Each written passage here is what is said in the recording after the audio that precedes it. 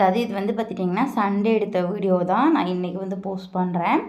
அதாவது சண்டே எங்கள் வீட்டில் என்ன ஸ்பெஷல் அப்படிங்கிறத தான் வந்து பார்த்துட்டிங்கன்னா ஒரு சின்ன ஒரு லாங் வீடியோவாக பார்த்துட்டிங்கன்னா ஷேர் பண்ணலான்ட்டு ஐடியா பண்ணி இந்த வீடியோ ஷூட் பண்ணியிருக்கேன். ஈவினிங் போல் ஹேர் வாஷ் பண்ணிவிட்டு இந்த ஹேர் வாஷ் பண்ணுறதுக்கு முன்னாடியே பார்த்துட்டிங்கன்னா நான் இந்த ப்ரிப்பரேஷன்லாம் பண்ணி வச்சிட்டேன்.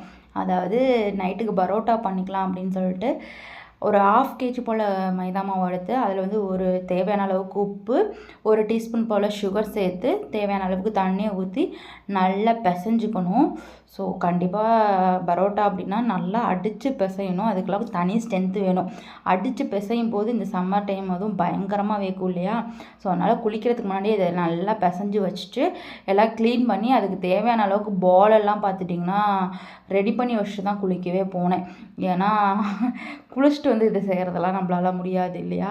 ஸோ அதனால் எங்கள் வீட்டை அந்த கவுண்டர் டாப்பையே நல்லா க்ளீன் பண்ணிவிட்டு அந்த இடத்துல போட்டு நல்லா மாவை எண்ணெய் ஊற்றி நல்லா என்னோடய ஸ்ட்ரென்த்தை வந்து ஃபுல்லாக அதில் வந்து இறக்குனேன். என்னால் எவ்வளோ தூரம் முடியுதோ அந்த அளவுக்கு நல்லா அடித்து பசைஞ்சுக்கிட்டேன்.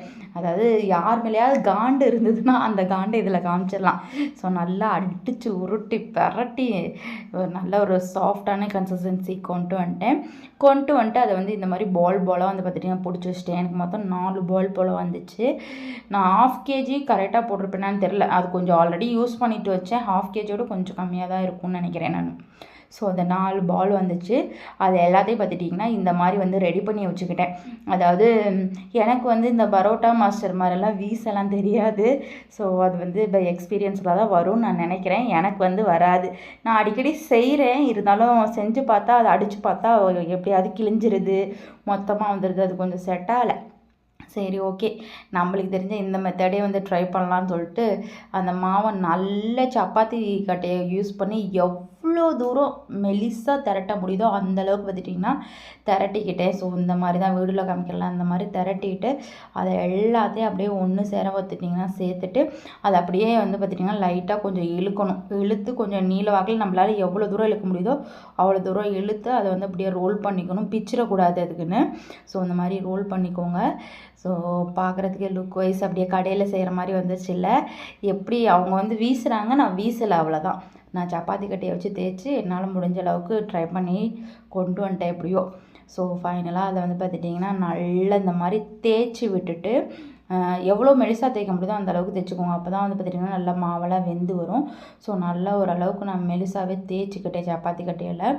ஸோ தேய்ச்சி அப்படியே நல்லா ஹீட்டான தவாவில் வந்து பார்த்திங்கன்னா போட்டு ஆல்ரெடி நம்ம ஆயில் யூஸ் பண்ணியிருக்கோம். வேணும்னா ஆயில் போட்டுக்கோங்க, இல்லைனா நான் ஆயில் கம்மியாக வேணும்னா போட தேவையில்லை. ஸோ 2 சைடும் நல்லா அதாவது கோல்டன் கலர் வர வரையிலும் வந்து பார்த்திங்கன்னா செவக்க விட்டு வேக வச்சு நல்லா வெந்ததுக்கப்புறம் எடுத்து சூடாக இருக்கும்போதே பார்த்திங்கன்னா இதை வந்து அடிச்சிடணும். அப்போ தான் லேயர் பை லேயராக நம்மளுக்கு கிடைக்கும். இல்லைன்னா ஒரு மாதிரி களி மாதிரி அப்படியே ஒரு மாதிரி மொத்தமாக நின்றுக்கும். ஸோ சூடு இருக்கும்போதே இந்த மாதிரி வந்து பார்த்திங்கன்னா எல்லா சைட்லேயும் வந்து பார்த்திங்கன்னா வச்சு வலாசுன்னு வலாசிருக்காடி. ஸோ இந்த அளவுக்கு பார்த்திங்கன்னா நம்மளுக்கு சாஃப்டாக லேயர் பை லேயராக பார்த்துட்டிங்கன்னா நம்மளுக்கு பரோட்டா கிடைக்கும். இது வந்து நான் குளிக்கிறதுக்கு முன்னாடியே பரோட்டா பார்த்துட்டிங்கன்னா பண்ணி வச்சிட்டேன். ஏன்னா குளிச்சுட்டு வந்து இதை பண்ணோம்னா நம்மளால் சுத்தமாக முடியாது, குளித்ததே வேஸ்ட்டாக போயிடும்ட்டு நான் முன்னாடியே பரோட்டா பண்ணி வச்சுட்டு எடுத்து ஹாட் பாக்ஸில் போட்டு மூடி வச்சுட்டு போனேன். ஸோ அதை ரிட்டன் வந்து பார்த்துட்டிங்கன்னா இந்த மாதிரி வந்து பார்த்துட்டிங்கன்னா கட் பண்ணிக்கிட்டேன். அதாவது நைட்டு எப்போ நம்ம சாப்பிட்றோமோ நான் ஒரு 7:30 இல்லை 8 o'clock இருக்கும்னு நினைக்கிறேன். ஸோ அந்த ரேஞ்சில் தான் பார்த்துட்டிங்கன்னா நைட்டுக்கு வந்து நான் செஞ்சேன். இது வந்து பரோட்டா போடுறது வந்து ஒரு 6 o'clockலாம் போட்டுட்டு நான் போய் குளிச்சுட்டு வந்துட்டு கொஞ்சம் ரெஸ்ட் எடுத்துகிட்டு அப்படியே வந்துட்டிங்கன்னா நைட்டு டின்னர் வந்து ஸ்டார்ட் பண்ணிட்டேன் செய்கிறதுக்கு. ஸோ இந்த மாதிரி நல்ல குட்டி குட்டி பீஸாக உங்களால் எவ்வளோ தூரம் கட் பண்ண முடியுதோ அந்த அளவுக்கு கட் பண்ணிக்கோங்க. நான் இந்த அளவுக்கு கட் பண்ணி எடுத்திருக்கேன். இப்போ நான் வந்து அடுப்பில் ஒரு கடாய் வச்சு நான் வந்து மதியம் வந்து சிக்கன் கிரேவியும் சில்லி சிக்கனும் பண்ணியிருந்தேன்னா, ஸோ அதில் யூஸ் பண்ண ஆயில் தான் வந்து இதில் சேர்த்துருக்கேன். என்னோட ஆயில் இவ்வளோ டிஃப்ரெண்ட்டாக கலராக இருக்குன்னு நினச்சிக்காதீங்க. ஸோ கொஞ்சம் ஆயில் உண்டுன்னு சேர்த்துட்டு ஒரு பெரிய மீடியம் சைஸ் பல்லாரி வெங்காயத்தை வந்து பொடுசாக கட் பண்ணி அதை நல்லா கண்ணாடி பதம் வர அளவுக்கு வதக்கி விட்டுட்டு அதோட காரத்துக்கு ஏற்ப மிளகாய்த்தூள், அதுக்கப்புறம் கரம் மசாலா, சிக்கன் மசாலா, சால்ட் எல்லாத்தையும் சேர்த்துக்கோங்க. ஆல்ரெடி நம்ம சிக்கன் கிரேவிலே கொஞ்சம் மசாலாலாம் இருக்கும், அதனால் கொஞ்சம் பார்த்து சேர்த்துக்கோங்க. ஸோ கொஞ்சம் கம்மியாகவே நீங்கள் எவ்வளோ பரோட்டா எடுத்துக்கிறீங்களோ அதுக்கு தகுந்த மாதிரி சேர்த்துக்கோங்க. ஸோ அதோட வந்து பார்த்திங்கன்னா நான் 4 முட்டை வந்து பார்த்திங்கன்னா உடச்சி ஊற்றியிருக்கேன். ஸோ அதை வந்து நார்மலாக ஒரு முட்டை பொரியல் பண்ணுற மாதிரி பண்ணிக்கோங்க, கொஞ்சம் ஆயில் உண்டுன்னு விட்டு. அதோடு வந்து பார்த்திங்கன்னா நம்ம இந்த சின்ன சின்ன குட்டி குட்டி பீஸாக வந்து கட் பண்ணி வச்சுருக்கோம் இல்லையா பரோட்டா, அதை அப்படியே வந்து சேர்த்துக்கோங்க. நான் வந்து பரோட்டா செஞ்சோடனே எங்கள் அப்பா கொஞ்சம் எடுத்து சாப்பிட்டாங்க, எங்கள் பூனைங்க வந்து கொஞ்சம் சாப்பிட்டாங்க, நான் கொஞ்சம் சாப்பிட்டேன், எங்கள் அம்மா கொஞ்சம் சாப்பிட்டாங்க. 4 பரோட்டா தானா, பார்த்தா பரோட்டா குவான்டிட்டி கம்மியாக போயிடுச்சு.